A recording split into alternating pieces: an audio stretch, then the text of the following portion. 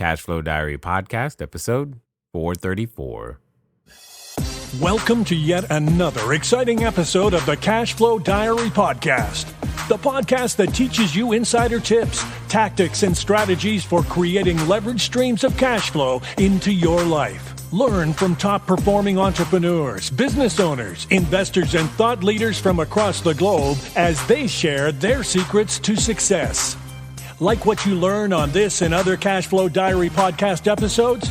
Go to learninvestingnow.com and sign up to receive powerful tips and information that will help you succeed as an entrepreneur and investor. Now, here's your host, investor, entrepreneur, business owner, educator, speaker, author, and master facilitator of Robert Kiyosaki's cash flow game, Jay Massey.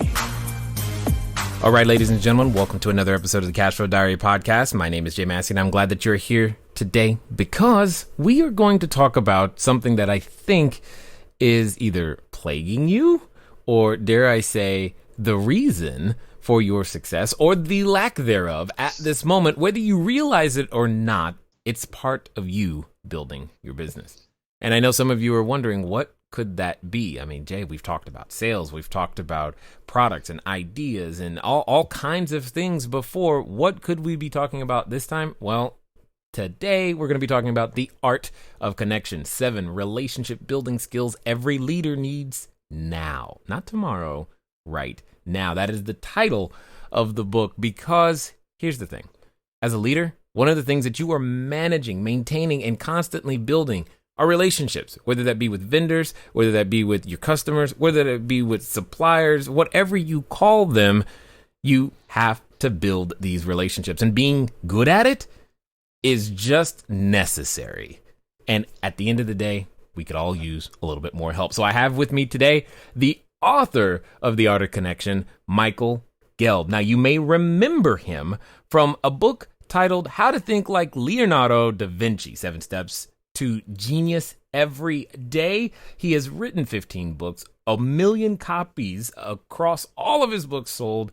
And what's really cool is that he says that he's been doing this thing for 38 years, but warming up for the next 38. So I'm excited to hear what he has to say about relationship building skills and how it's going to help you and I in business. So help me welcome Michael Gelb. Michael, you there? Yes, I am. Thank you.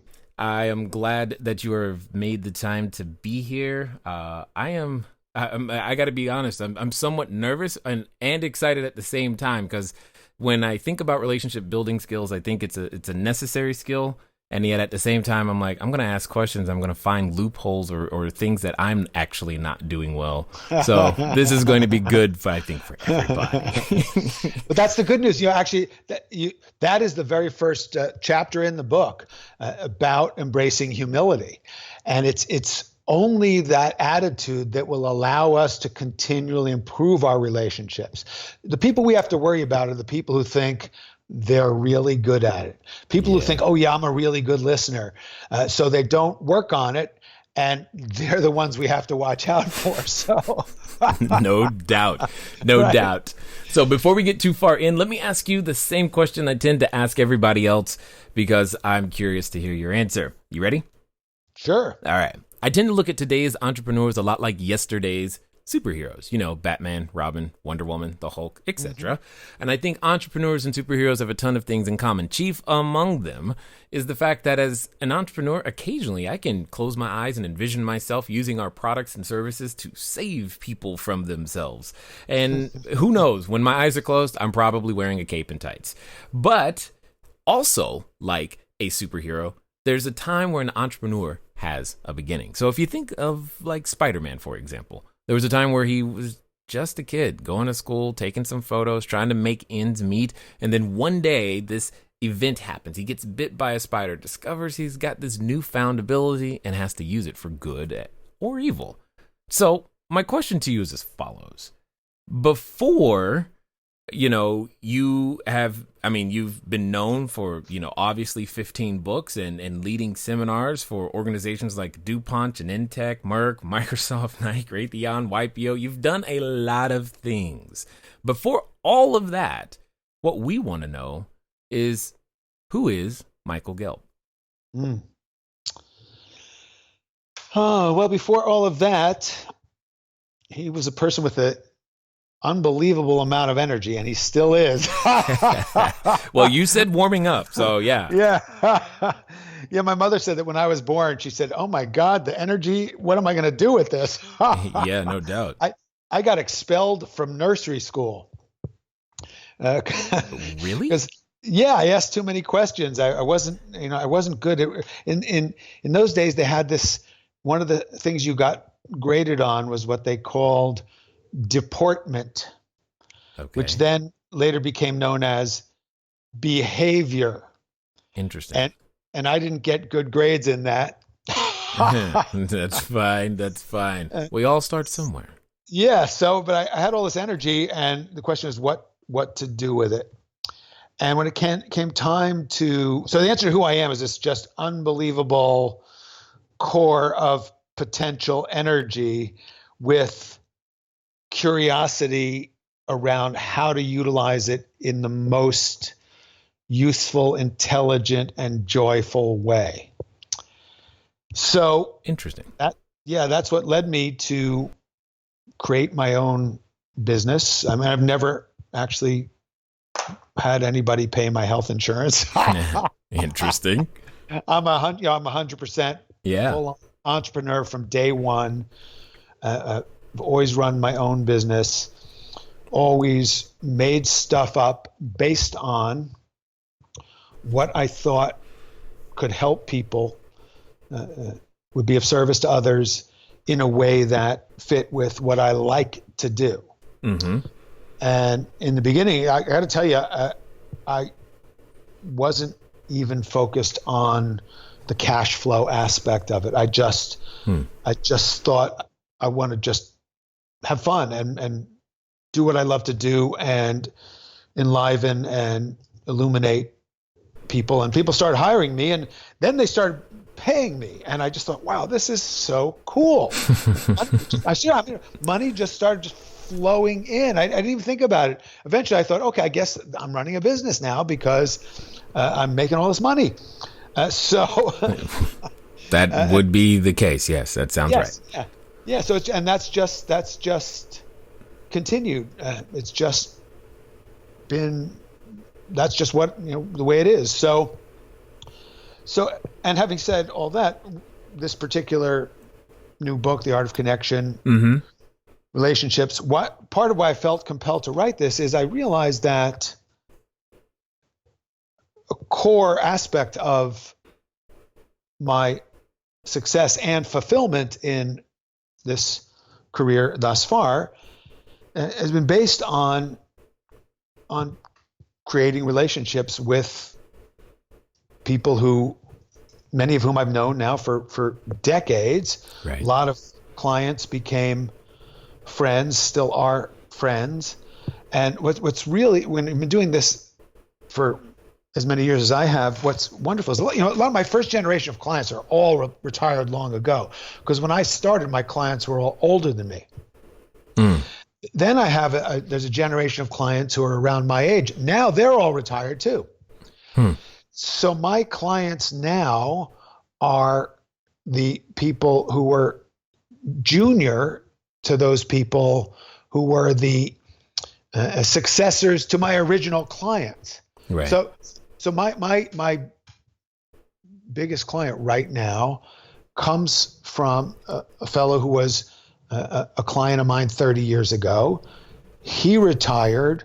One of the people who was a junior person in a seminar at his company rose up to become an executive vice president of this other company. She introduced me to the other company. They became a really big client. She retired, and one of the people from that company moved to a new company. And the first thing she did once she got settled there was get me engaged to help them with their vision and their mission and their values and be more creative and be more effective in building relationships with all their stakeholders. So that's a little bit about.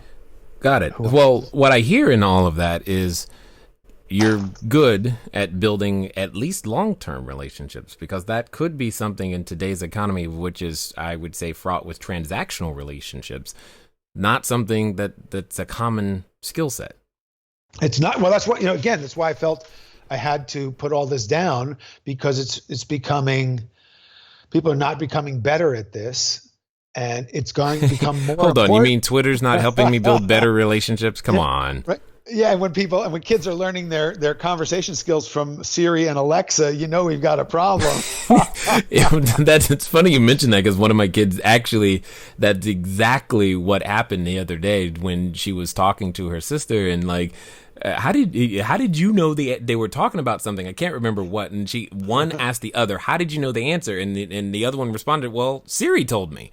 And I'm like, wow, that was like an authority. Yeah. Oh, that was an authority. I had no idea. And look, it's wonderful. I mean, I love the ability to share information with people instantaneously around the planet. I love the opportunity to get access to all of the information and wisdom at a touch. I mean, it's right. Phenomenal if you know how to look, because you just have to remember that much of what's out there is not accurate.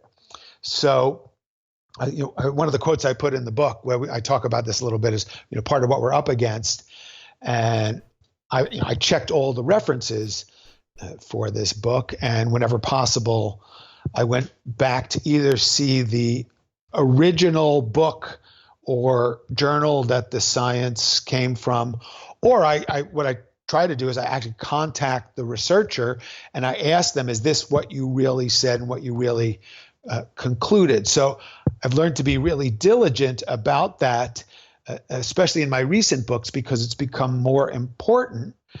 And one of the quotes I put in the book is this one. It says, most of the quotes on the internet are accurate.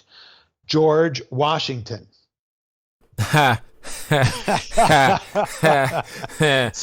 that's what we're up against. Right. No doubt. Yeah. Now, you mention in the idea, just the idea of building relationships, but it's the art of connection. I would argue that we are more connected, quote unquote, or at least have the ability. I mean, when you talk about being able to access the wisdom across the planet, I mean, you go to YouTube and you can look up anything and know something, or find someone who knows a little bit about whatever you're looking for, and begin that way. I would argue that we really are connected more than we've ever been, but maybe you're using a different definition of connection that qualifies here when it comes to building relationships. We are networked. We're not connected. Got it. Okay. All right. Okay. So we have access to information, but not empathy.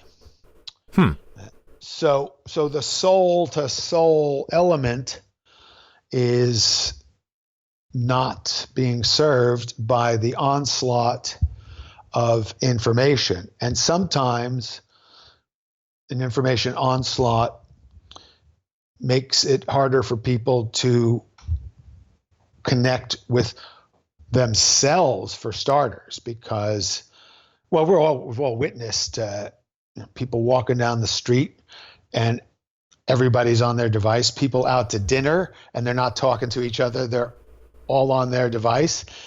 People driving off the road because they're on their device. I mean, I walk in the woods and people, the woods, part of the thing about walking in the woods, and this is not just my opinion, there's a lot of research about this, that it's one of the best things you can do for your well-being on many levels, for your creativity, for your immune system.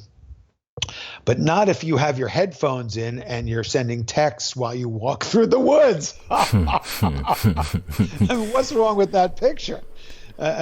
So, and it's, and look, it's addictive.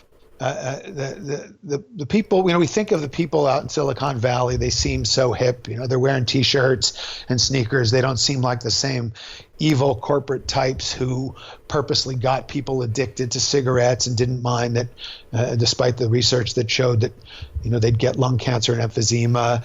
And we don't think that they're like the people who said, well, let's just put more sugar in this food because we don't care if people die of diabetes and obesity because it's addictive and we'll sell more product.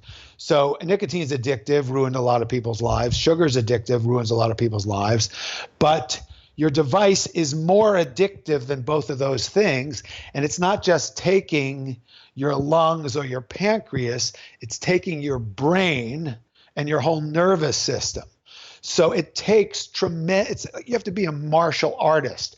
You have to be a samurai. You have to be super disciplined to learn how to utilize this amazing technology, which I'm super grateful for. But if it's not going to co-opt and hack your brain, you better learn to have, so some of the things I talk about in the book, learn to have a digital sunset, shut it off, don't look at it again till tomorrow. Occasionally have a digital Sabbath, put it away for a day, practice looking people in the eye and having face-to-face real conversation. Interesting. So you're headed right where I want to go, because I was going to say, what are the 7 relationship building skills that every leader needs now? Mm-hmm. I mean, I get the needing now part for sure, because that's really clear. But what are the skill sets that you see that have been broken through the cycle of, we'll call it the invasion of the electronics? Mm-hmm. Yeah, well, the first one is just this recognition how important this is, because if you don't get it that it's important, why would you pay attention? Why would you read the rest of the book? That's why in the introduction we talk about connection. Obviously, we have a lot of folks who want to build their business, want to be successful. I'm right there with them. But there was a fascinating study. It's actually been going on for 4 generations. It's the longest running social psychology study ever done. And they asked these young men, it was all men, half of them were from undergraduates at Harvard, and half of them were about the same age from Roxbury. And they followed these young men through the course of their lives, and now they're into the next generation. Mm-hmm. And they look at what is success. And they asked when they first started the study, they asked these young men, what will you consider your life to be successful? Oh, I want to be, executive vice president of this company. I want to make X number of $1 million. I want to have a house here and one there, and a Ferrari or whatever. And what they found is they followed, they interview them every year. They check their physiology. And what they found, oh, by the way, it's also interesting that a lot of the Harvard guys over time didn't necessarily all do as well. So some dropped down in socioeconomic status, and some of the Roxbury guys who started out socioeconomically lower, some of them rose up dramatically. But leaving aside the socioeconomic factor had no correlation with people's health, longevity, or sense of well-being and happiness. The one factor that the study's director says made all the difference was the sense of connection. So connection is the greatest predictor of longevity, of health, and of happiness. And it's my thesis also that it's what's going to make you really successful in business over time. So that's the first thing, is get that this is about how to be a happy person and a successful person. Because, if you think you're successful, but you're not happy and you're sick, that's not my idea of success. My idea of success is you're healthy, you're happy, you have wonderful relationships, and you have wild abundance, and you can do whatever you want with it. Yes. There's something that you said, though, that I also think bears emphasizing, is the fact that you said over time. Yeah. As opposed to what we could think is immediate or quick, simply because, you hear of individuals, especially today, because as you said, we're very well networked, who started, and their online account the beginning of this year, and now they've got all of these things going on. Or you hear, XYZ business just sold for all of this, and it only took 8 months for them to have all of these things. And that can leave one with the impression that well, relationships honestly don't matter. All right, everybody. Thanks for listening, and I'm glad that you are enjoying what you are hearing thus far. But here's one of the things that's really important.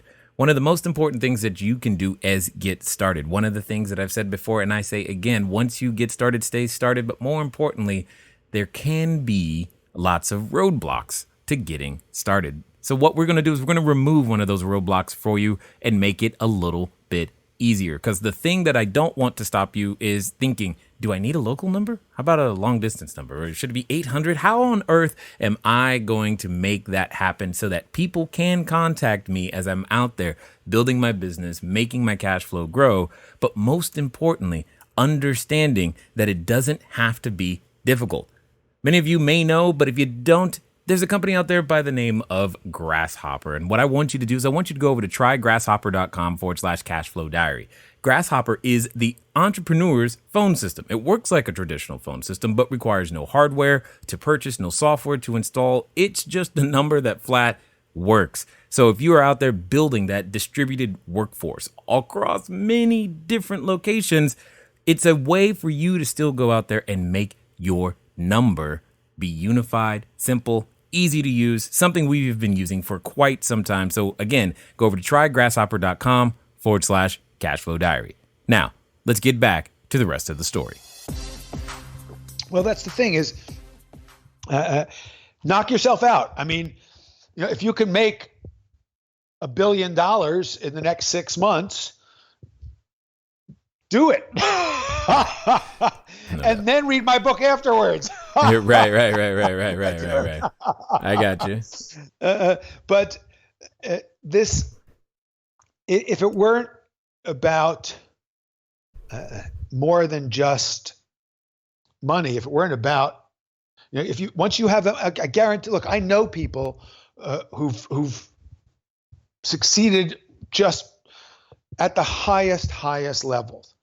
And all of the two types, actually, some who are never satisfied, so they're constantly miserable, even though they have just vast amounts of money, and they tend to become less and less pleasant to be around, or other people who've just done incredibly well, and they realize that they've got to go deeper to find more meaning in their lives.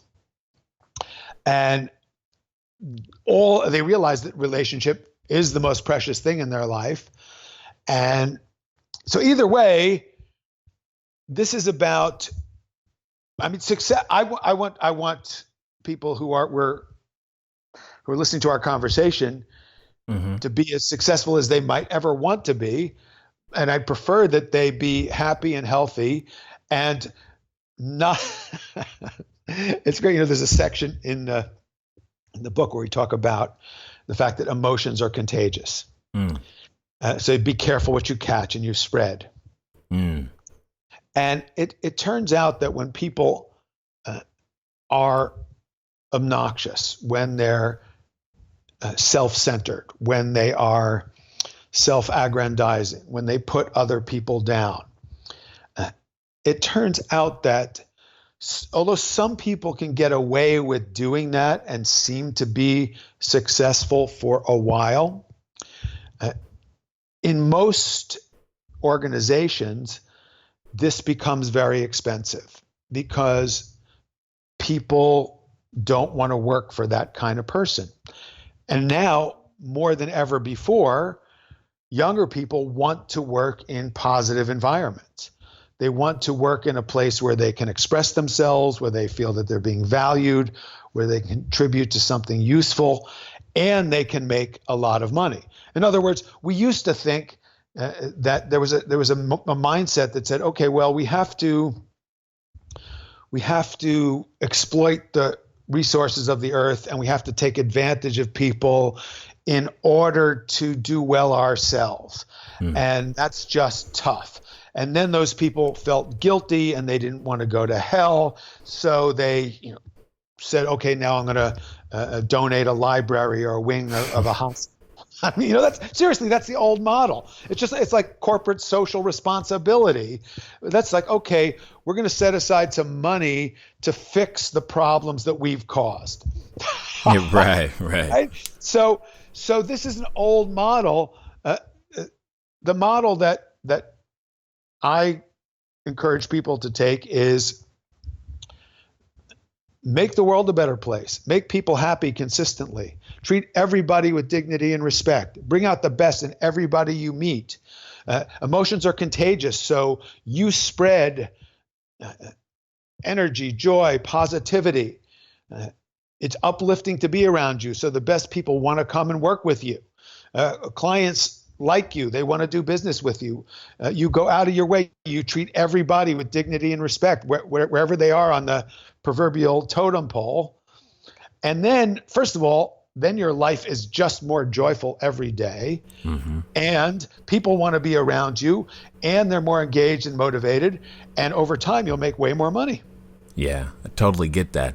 But here's the thing that's running in the back of my mind as I'm listening to you talk and thinking about relationships and just the many different personality types on the planet. There's a class of individual, which I gladly include myself in, as introverts. The idea of making relationships is not exactly a fun or the first thing I wake up thinking, let's go make more relationships today. What would you say to that person, knowing what you know? Yeah, well, see, this is the great thing is whatever your personality type is, this is one of the exercises in the book. There's a chapter called Transcend Fixations, and we have you look into what's your personality type. You can use any one of the different personality profiles, but one of the simplest distinctions that almost everybody can relate to is introvert or extrovert. So It's great that we're having this conversation. I'm a wild extrovert. You've said that you're an introvert.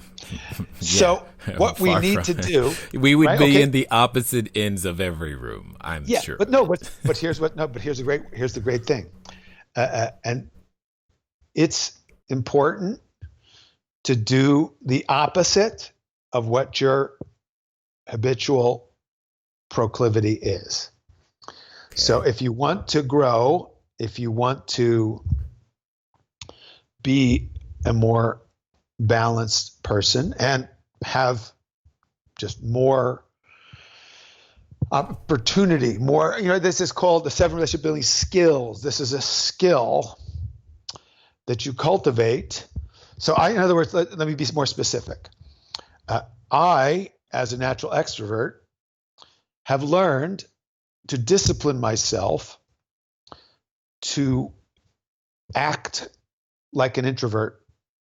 Not all the time, but for example, I'd rather always be with people. It's not my thing to go be by myself. So every day I spend some time by myself. I go for a walk by myself in silence. I don't look at my phone. I don't send any texts or emails. I spend an hour a day in silence by myself. Now, so that's something introverts say, oh, wow, what a relief. That would be great. Extroverts, like, where are the people? Who can I be talking to? But I do the opposite of my natural tendency, because when we go into the opposite, we become more whole, we become more balanced. Turns out that I do some of my best thinking.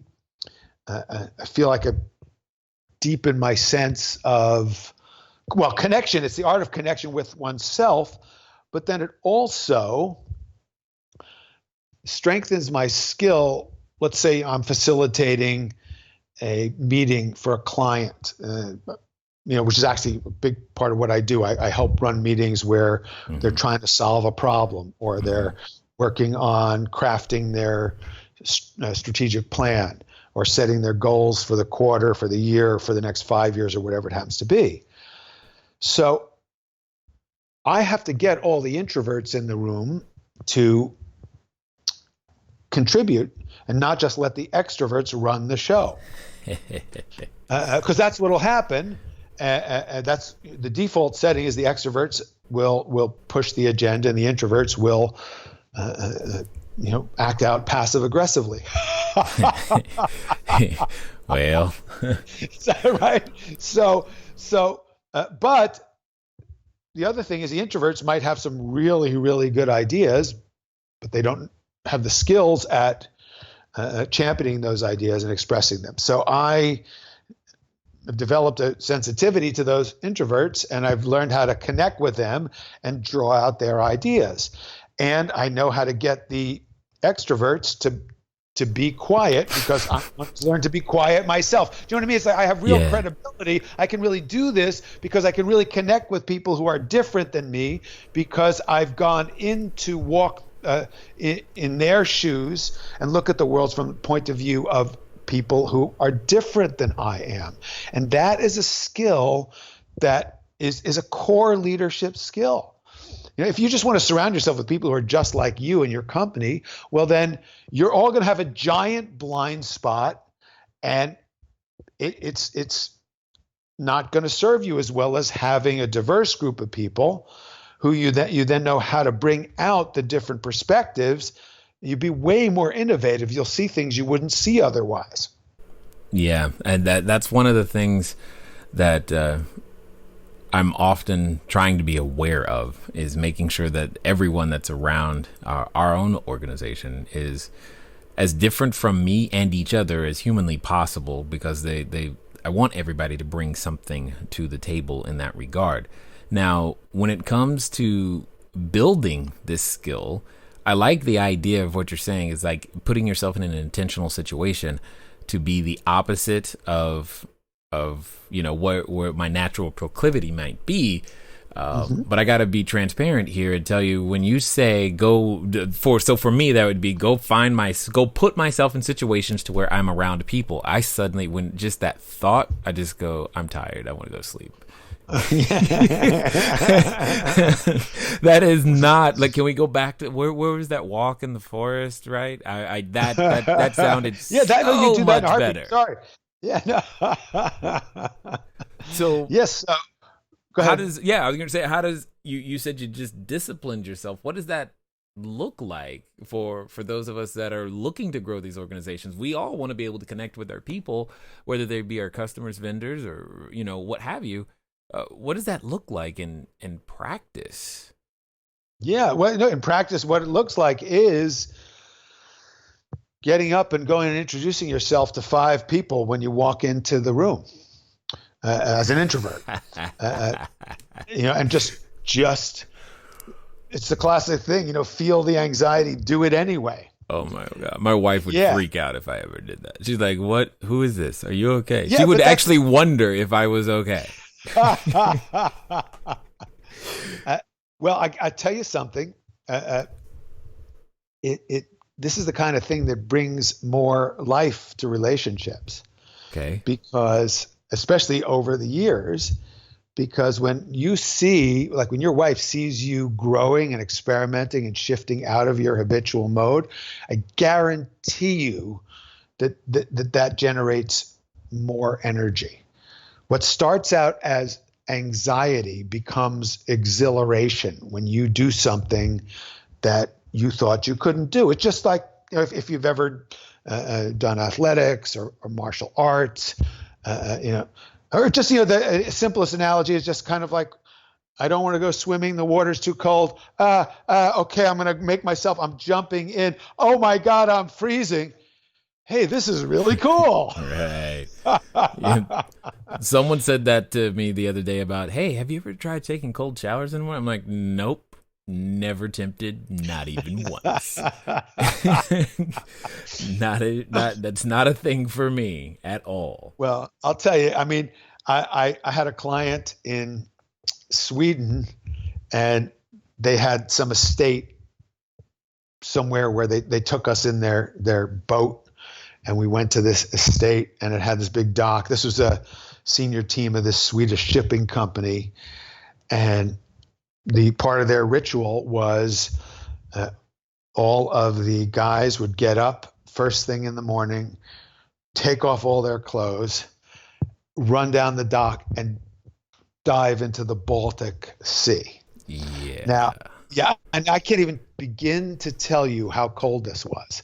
And this is very early in my career, but it's kind of like, I can't be the American guy who's just not going to do this. So you got to do it. And I still remember the feeling of it, because it was like one of those cartoons. I mean, I jumped in the water. It was so cold. I just went, whoosh. I felt like I just rose straight out of the water and ran in the air back to the dock. But I guess well, anyway, I lived to tell the story. Yeah. Yeah. I think somebody probably got goosebumps just hearing you. Right? Like, that's just, no, there's no version of that I would have been the American. Here's the deal is, it's not a matter of just doing things that are uncomfortable for the sake of doing things that are uncomfortable. I'm a big fan of doing things that are joyous and pleasurable and really fun.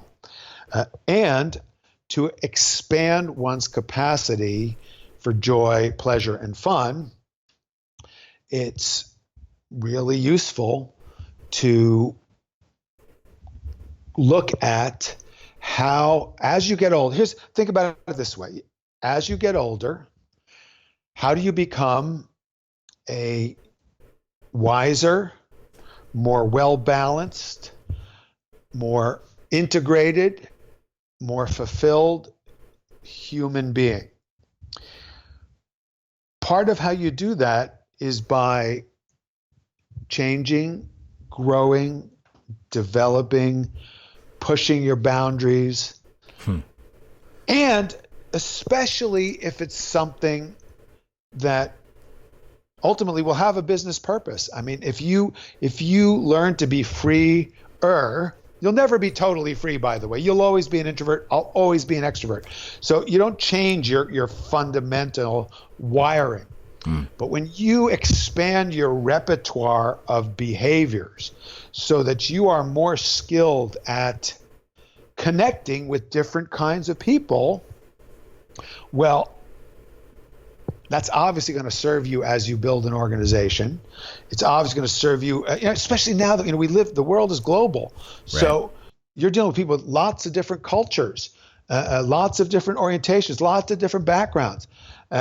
How do you learn to connect with people who aren't like the people that you grew up with or everybody that you know? And it's one of the toxic things about the world today is people are becoming these insulated tribes, and they're thinking, I'm just going to be with the people who are exactly like me. Well, that's no way to live. Right. No, I get that. I get that. It's just you're challenging us to do something that is fundamentally difficult anyway. But I'm glad that you've taken the time, to reduce your thoughts and ideas into the book that can totally put us on this journey that can help us become bigger, better, better, and all the things that we want to do. So I hear it. I like it. So in fact, for the people that have listened this far, what's going to be the best way for them to track you down, to find out more about what you've got going on, or maybe even grab a copy of the book? Oh, thank you. Yes, it's michaelgelb.com, Gelb, michaelgelb.com. And we've got, there's a link to the book there, as well as all my other books. There's free articles. There's lots of cool video. People can sign up for our newsletter. We don't bombard people with the newsletter, and we pack it with really fun, cool stuff. And we're also just curating our YouTube channel. So we're going to be doing lots of fun YouTube videos on all sorts of subjects related to the different books and just also issues of the day. So it's all there at michaelgelb.com. Excellent. Now, as we wind down here, I've got a question for you that I want to ask for, because I believe your answer is going to be unique. So I really want to hear what you have to say. Let's pretend for a moment that someone listening, they're actually going to do what you suggest. They're actually going to do it this time, but understand they're going to go out there and become that bigger, better, badder version of themselves. They're actually going to step up and step out and do the things that they've only been thinking about, or maybe they're at 1 million and they're trying to get to 2 million, or 2 to 5, 5 to 10, whatever it is, they're finally going to take it on. But here's what you and I both know. Anytime we make decisions like, hey, this is it, no further, I'm going to be better, there's usually a companion that comes along with that decision. And it usually comes in the form of a voice that reminds us of who we're not, why we're not, and how it didn't go well last time. And for some people, they're even related to that voice. So my question to you is, they're going to follow through this time. So what would you suggest that they do in the next 24 to 48 hours to make good on it? To make good on this desire that commitment? they've cultivated from listening to you, from reading the book, from I'm going to make it happen now, Mike. What's it going to be? What's it look like? What do I do? Well, what I counsel people to do, and I've taken them through this in How to Think Like Leonardo da Vinci. There's an exercise at the end of the book, and in the book it takes you through it in 7 days, but you could do it in a day if you wanted to concentrate it. It's I think what people ought to do is write down your life purpose, and you say, well, what is it? Well, you got to figure that out. Write it down right now, because that's the purpose drives everything. What's your purpose? Then what are the major areas of your life? So you got your health, you have your business, you have your family, you have the things you want to learn, the place you want to travel, maybe you have your spiritual life. Map it all out. Make a mind map of your whole life, your whole business, and then put the most important goal in each area of your life on that mind map. Put it on your desk and go from there. I mean, that's if you're asking me what's one thing I tell them to do, it's just to do that. Look at the big picture of your whole life. The sooner you do this, the better off you'll be. Then all these things we're telling you about, how to build relationships, how to shift out of your habitual pattern, how to be a better listener. It's all in service of a bigger vision and a bigger picture. And I mean even big, like, okay, 1 million to 2 million is great. Well, make sure you know why you want to do that. Put it in a context. What are your values? What do you stand for?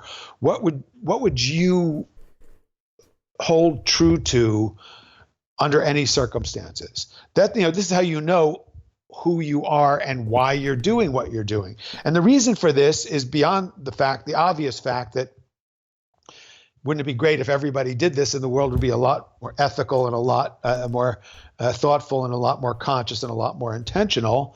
But it's also that when you have a higher purpose for what you do and you look at what you're doing from the perspective of the big picture, how it all fits together, you liberate way more energy for making it happen. Love it. I knew if I asked you, you would have a different answer. I knew that going in, but all right. That's good. That's good. I'm glad. And in fact, I definitely want to say that I appreciate the time that you've taken today to share your knowledge, your insight, as well as your wisdom here with us today at the Cashflow Diary. My pleasure. Thank you. All right, ladies and gentlemen, you know what time it is. It's time for you to move at the speed of instruction. What does that mean today? Today it means michaelgelb.com. Why? Because you heard something. Relationships are key. You, in fact, are probably, if I'm going to take a guess, you're probably having trouble with a relationship right now. So get it straight. Go grab the copy of the book. Begin to implement these things, because nothing changes until you start taking some action, some forward momentum towards it. And now you have a way to go. Ladies and gentlemen, it's been fun talking to you today. I look forward to talking to you soon. Until next time.